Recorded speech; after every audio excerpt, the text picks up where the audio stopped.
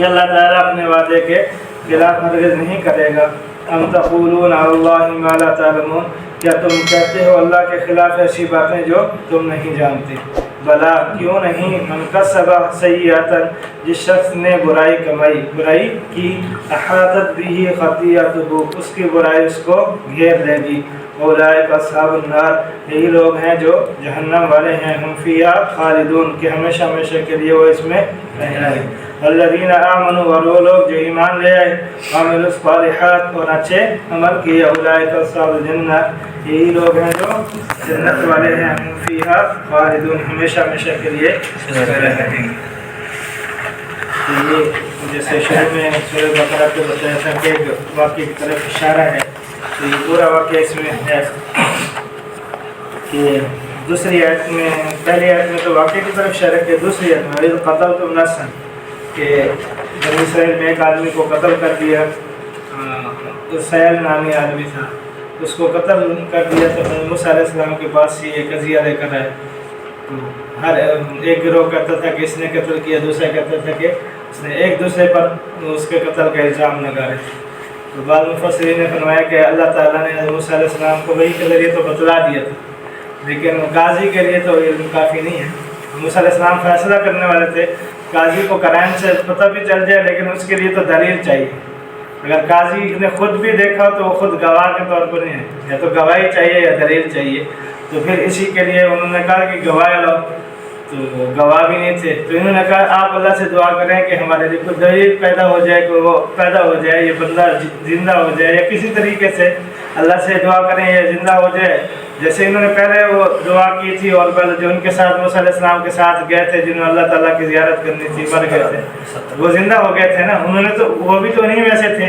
تو انہوں نے کہا آپ اللہ سے دعا کریں یہ زندہ ہو جائے، تو اسی کے لیے پھر انہوں نے کہا کہ اللہ سے دعا کریں، کہ اللہ تعالیٰ نے کی طرف سے بھی حکم آیا کہ اللہ چاہتے تو زندہ کر سکتے تھے اس کو، لیکن ایک سبب طریقہ بتلایا کہ اس طرح کرو کہ ایک گائے کو ذبح کرو۔ اب پھر اس میں ہے تھا کہ کسی گائے کو بھی ذبح کر لیتے تو کافی تھا، انہوں نے خود سوالات پہ سوالات کیے، خود پھنستے گئے۔ اس لیے کہتے ہیں دین کے معاملے میں نا سوالات نہیں کرنے چاہیے، جیسے ایک حکم بتایا گیا بس اس پر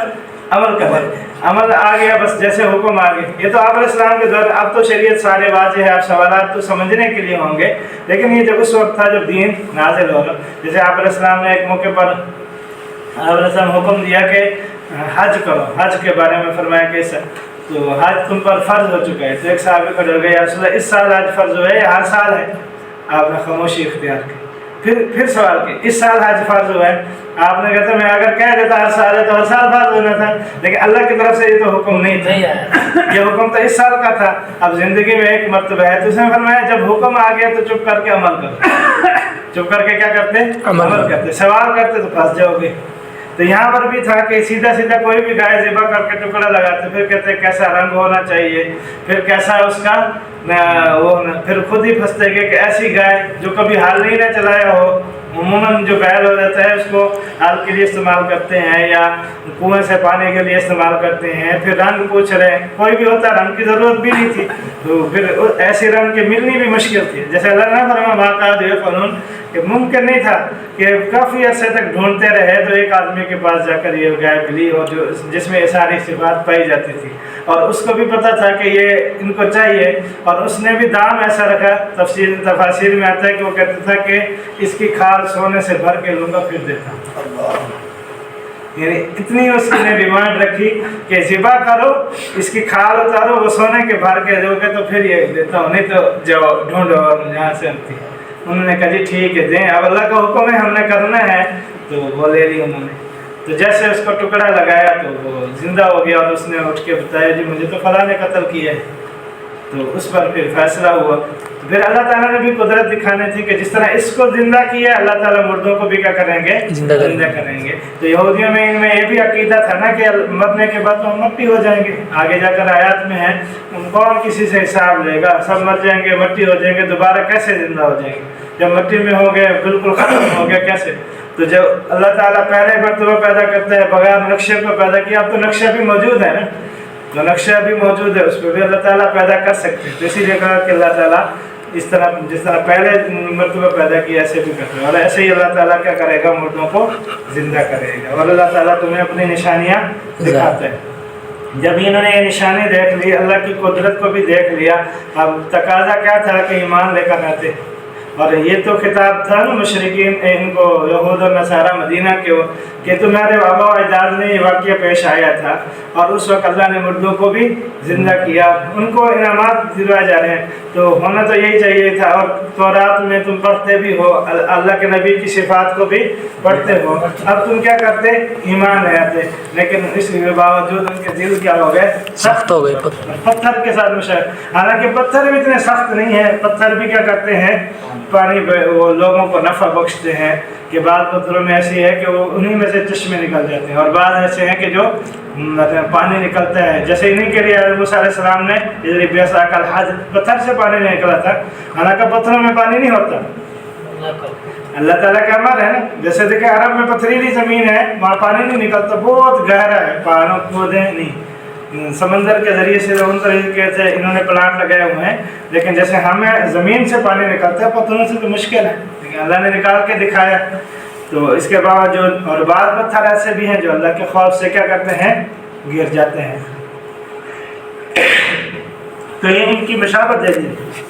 کہ یہ لوگ اتنے سخت ہیں کہ اللہ کی دلیل کو سامنے دیکھ رہے ہیں، اس کے باوجود بھی ایمان نہیں لا رہے، اللہ کے حکم کو نہیں مان رہے۔ تو یہ پورا واقعہ تھا، اسی واقعے کی مناسبت سے اس سورت کا نام بھی سورت کیا رکھا گیا، بقرہ۔ کہ بقرہ کس کو کہتے ہیں، گائے، تو اسی مناسبت سے ان کا نام بقرہ رکھا گیا۔ اور اس میں آخر میں جا کر کہا ہے کہ یہ تورات کو تحریف کرتے ہیں، کہ تورات کو بدل دیتے تھے نا، جب ان کے لوگ عام، ایک تو وہ لوگ تھے نا جو بالکل پڑھے تھے، ایک وہ لوگ تھے جاہل لوگ، کہتے ہیں واقعتاً اس میں اللہ کے نبی کا تذکرہ ہے نہیں ہے، تو وہ بدل دیتے تھے، کہتے نہیں ہے یہاں کوئی تذکرہ نہیں،